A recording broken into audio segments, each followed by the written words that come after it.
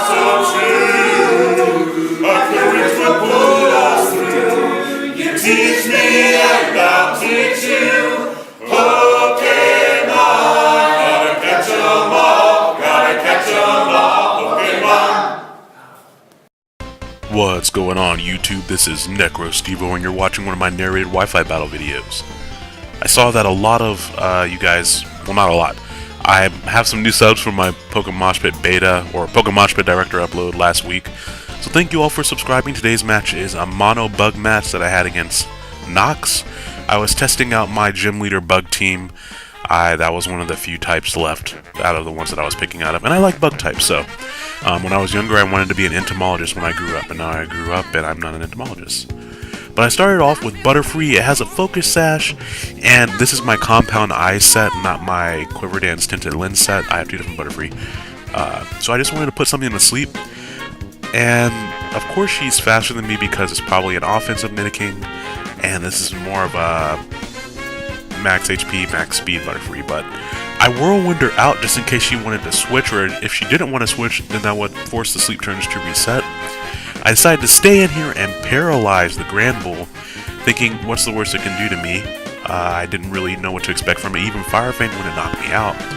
But she shows me the Thunder Wave, so that is unfortunate. And she's very bulky as well. Her Poochie is, rather, not Nox.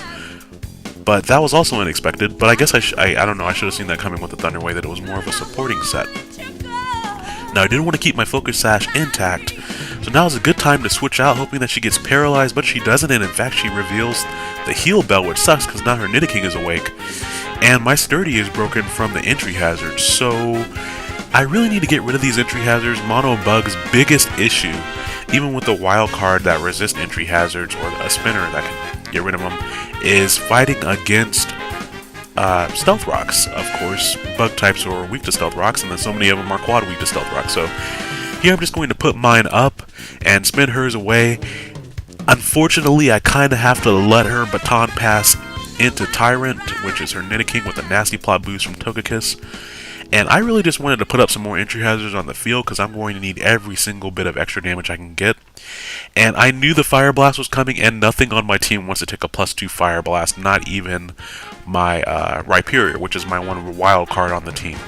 Which I actually have switched to using Kabutops as my wild card because not only does he look vaguely like a bug, he also functions a lot better as a spinner and a Stealth Rock setter. Since the rocks are down, though, I can now go out into Crustle, get my Sturdy activated as I go for Shell Smash. So now I know I outspeed Nidoking, and I can definitely take it out. This is way too big of a threat for me to kind of mess around too much with. And the reason I went for Shell Smash instead of just attacking with Earthquake, I wanted to be completely sure that I would take it out. And with the speed investment I have on this is actually a naive Crustle. Not the best nature, but when you have shiny things, you want to use them even though the natures aren't the best. And I was hoping with the Stealth Rock damage I would be able to take out this Sand Slash, but I fall a little bit short, and she's able to get a Rapid Spin KO on me. As cool as those are, I was really sad to see that my Stealth Rocks and Spikes are gone now, because I don't really have anything else to set those back up. Since I did get rid of the rocks, though, that means Ocularis, my Omega, can come in, not lose half of its health, and finish off Sand Slash with a Giga Drain, which is great. I've been playing with putting Giga Drain on it and then Ancient Power, Giga Drain, Ancient Power. I haven't decided which one I like better. Here, I would have preferred Ancient Power because it would have done super effective damage, which would have been a little bit less, I think, than Air Slash, a stab Air Slash, but I would have had the chance for the stat boost, which would have been nice. She does put up a substitute, but I'm not that worried about the fire attack. It'll probably knock me out, but as long as I go down and she does not have a substitute up on her teacup, that will be great. Now she goes for Pain Split, and I don't have any HP investment on this, which I actually should probably put 1 HP investment, just so that I'll have an odd HP number for when I do get hit by Stealth Rocks. But since I don't have that much HP invested, she doesn't get that much back. Togetic, excuse me, I think I said Togekiss earlier. Togetic is obviously her special wall, especially by how well it takes that Life Orb, Stab, Air Slash. And with that, now's going to be a good time to switch out and hopefully stop her from setting up her baton passing, because as soon as she switched it in, and seeing how well she was taking those hits, I knew she might try setting up in my face. So, went out to Butterfree. I figured I could live a hit just because I have a heavy HP investment, and then maybe Whirlwind her out or put her to sleep or something. But I didn't. I decided to Whirlwind her out as opposed to putting her to sleep because she could just go back out and heal Bell again. So I get hit with the Sludge Wave. I'm not going to let Quiche. The last battle I had against this Swallow, it just trolled the crap out of me. I went for Stone Edge there, expecting Togetic to switch in. That was an over-prediction. I definitely could have just knocked this thing right out. But now I am faced with, do I want to stay in and take it out, or do I want to switch out so that I don't fall asleep? So I decide to go for the latter. She predicts that and goes for the Pain Split. I'm actually happy I switched, because if I had stayed in, Rhyperior has a lot more HP than Livewire the Galvantula. So here I'm just going to go for the Volt Switch, expecting her to switch once again. Based on the damage that Volt Switch did, I think a Choice Specs Thunder actually might have finished it off. I'm not completely sure there. But expecting maybe the Poison move or another Pain Split, expecting me to go back to Rhyperior. I went on to Ocularis, expecting to take it, but it just clean KOs him. So that was a little bit unfortunate. But with that sacrifice, I'm able to bring back in Rhyperior now, and just go straight for the Earthquake this time. No reason to overpredict. Even if she did bring in Togetic, I really need to. I didn't want it. I didn't want to overpredict and miss the Stone Edge or have her Pain Split and get all that HP back or anything like that. Now the bad thing about using Lampent, while it is more bulky than Chandelure, it is definitely not as fast. So I'm able to outspeed that as well. And the reason for that is Toguro is actually a Rock Polish set. So that's going to function very well in my favor here.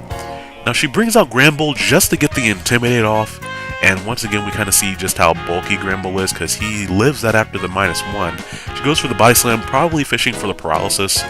Does not get it, which is very good for me, especially after earlier when I overpredicted. And now I was like, is she going to just switch into Togetic to try to get more Intimidates off of me? Probably, but that's okay, because I figured I could probably take out Granbull from that level of HP with a Stone Edge, even at -2, even with my attack cut in half there or whatever. So I just went for the Stone Edge in case she wanted to stay in, and that's going to clean out Granbull. So now all I have to do is switch out to get rid of the stat drops on Toguro. If you guys recognize the name Toguro, of course, it's from the anime Yu Yu Hakusho. It made me think of when he went to 100%, he got all bulky or whatever. But knowing that she probably had a Roost, I'm still going to switch out, because I can't do that much damage to it anyway with -2. And I figured a Choice Specs super effective Stab Thunder would be more than enough to KO Togetic, but wow, that thing is bulky. It didn't take the attack with enough HP to live another one, but say she wanted to take the attack and paralyze me, or take the attack and Baton Pass out, or anything like that. That would have been interesting. I do miss the next Thunder, which is kind of a, wait, what? And then she gets a critical hit Hyper Voice. So now we're down to Toguro. I think he's my last Pokemon. I may have Butterfree, who's paralyzed and has low HP left.